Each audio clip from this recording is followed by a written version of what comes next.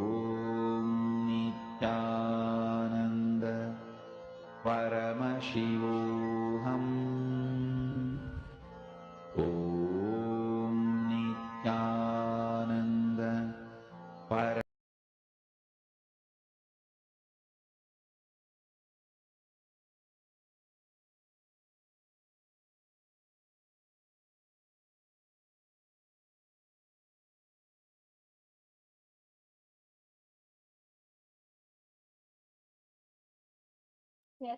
So, Nityanandam, everyone, all of you can start writing down your answer. Just whatever the third eye has shown you, the name of the coin, the origins of the coin, what country was it from, and when was the year it was used. Um, Anything in your third eye, sometimes maybe it comes in the form of a scene, an image. You can also start describing that in any way, whatever it is, just be integrated to what the third eye is showing you, because all of this manifests from the space of oneness, where you yourself understand knowledge, you yourself are in everything, and everything just comes to you when you decide to connect to the source of oneness. So, everyone, we're going to give you a time to quickly write down your answer before telling it.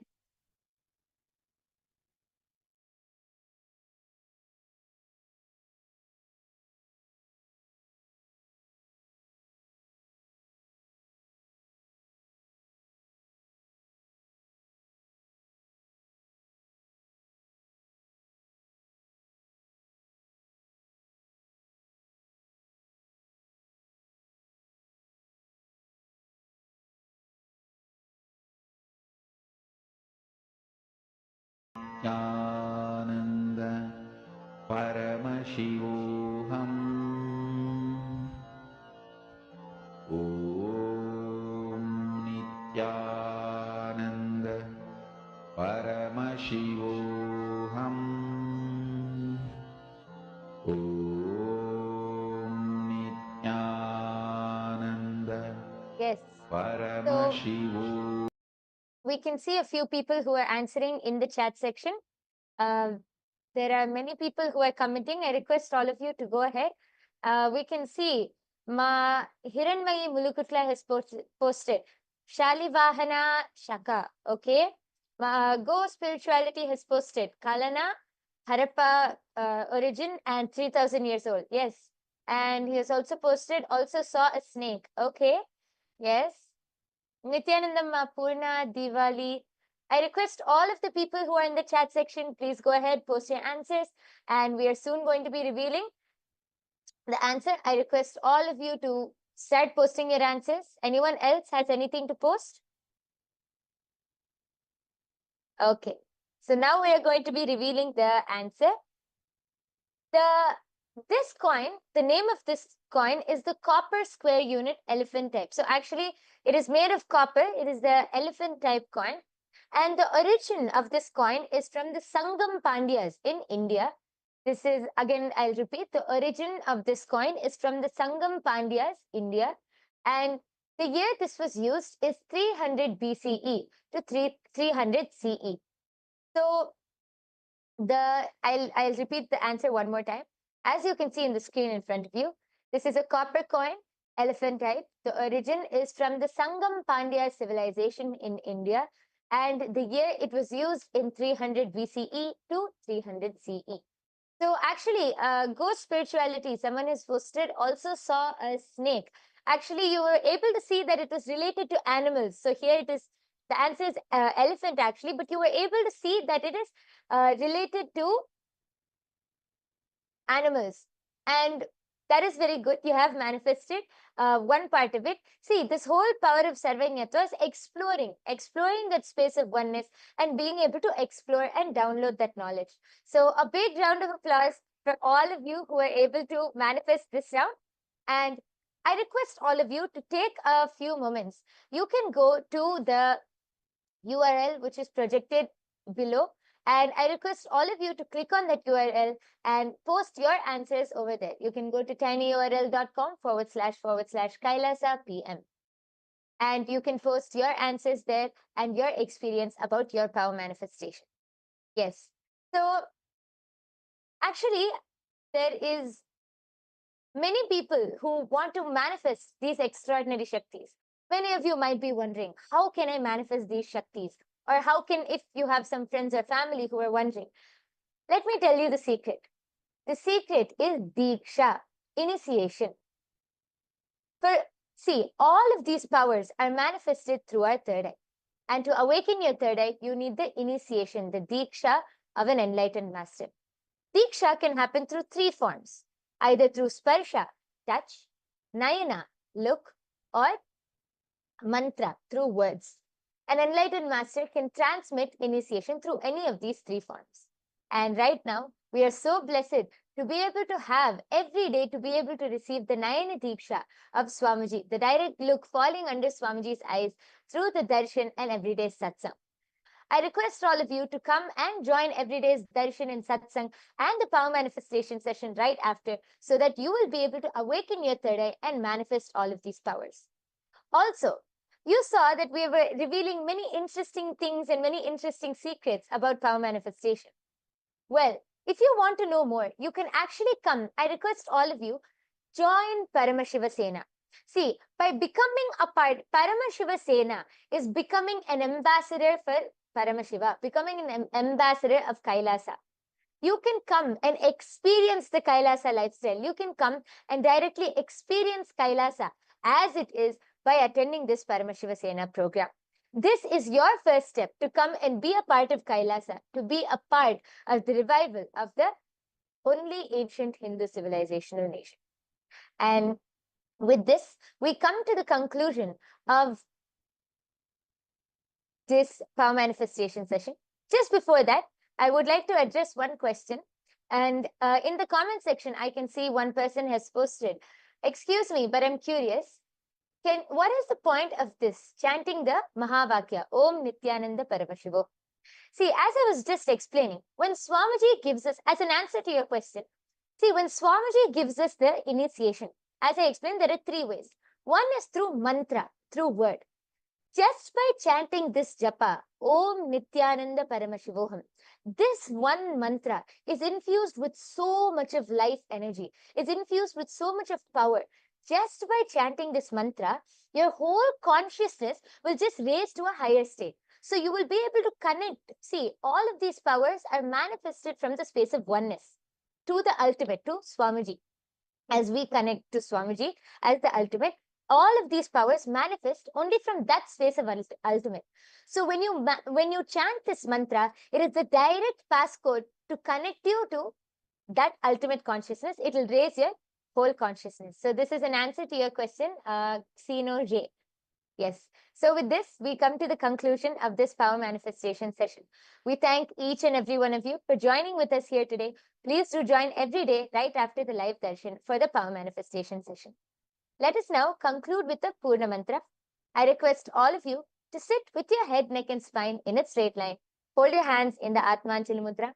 Let us take a moment to offer our gratitude to Swamiji, who has revealed this profound science to all of us, as we conclude with the Purna Mantra. Om Purnamadah Purnamidam Purnat Purnamudachyate Purnasya Purnamadaya Purnamevavasishyate. Om Shanti Shanti Shanti Harihi Om Tat Sat. Sarvam Bhagavad Shri Nityananda Paramashiva Padukarpanamastu. Om Nityanandam. Thank you, everyone. Nityanandam.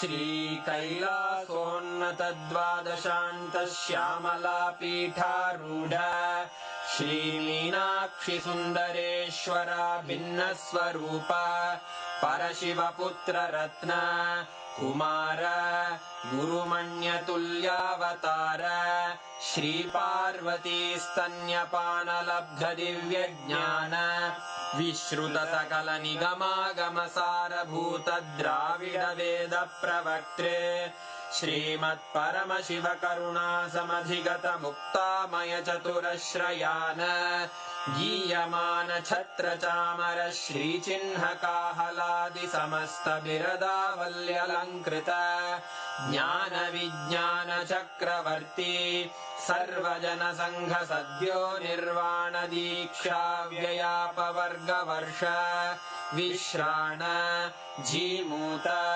परमतकलभकेसरी शैवसिद्धान्तस्थापनाचार्य श्रीराजाधिराजपाण्ड्यमहाराज गुरु क्षपणशाक्यादिमहान्धकारनिवारणज्ञानभानु वीक्षणानर्हार्हध्वजोच्छेदनपूर्वक श्रीमद्वृषभध्वजस्थापक शैवसमयकर्त्रे सर्वज्ञपीठारूढ श्रीजगद्गुरु श्रीज्ञानसम्बन्धदेशिकस्वामि वागीशसुन्दरमाणिक्यवाचकस्वामिनाम् अवतारभूत श्रीज्ञानसम्बन्धस्वामि पुनरुद्धृत श्यामलापीठ सर्वज्ञपीठ त्रिनवत्युत्तरद्विशततम गुरुमहासन्निधान अरुणगिरियोगीश्वर परम्परागत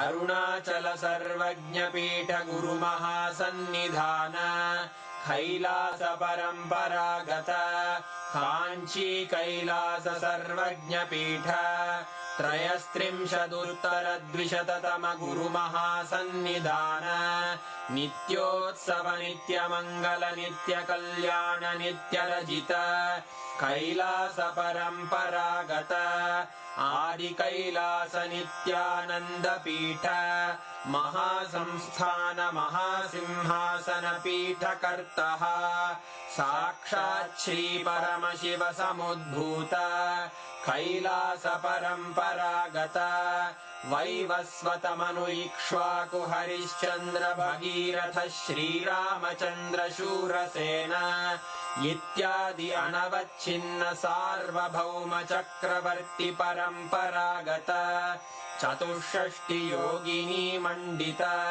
चतुष्षष्टि सम्प्रदाय प्रवर्तक मनुधर्म शासन सूर्यवंश प्राप्त सर्वज्ञपीठ सुरांगी साम्राज्य मूर्धाभिषिक्त चूडामणे साक्षात् श्री परमशिव समुद्भूत कपिल महागुरु पुनरुद्धृत महानिर्वाणि पीठ अष्टोत्तर सहस्र श्री महामण्डलेश्वर साक्षात् श्री परमशिव सिंहासनाभिषिक्त समस्त गणनायक श्री महागणपति समारंभ अनवच्छिन्न पीठाधीश्वर गुरु परंपरा प्राप्त अटल पीठ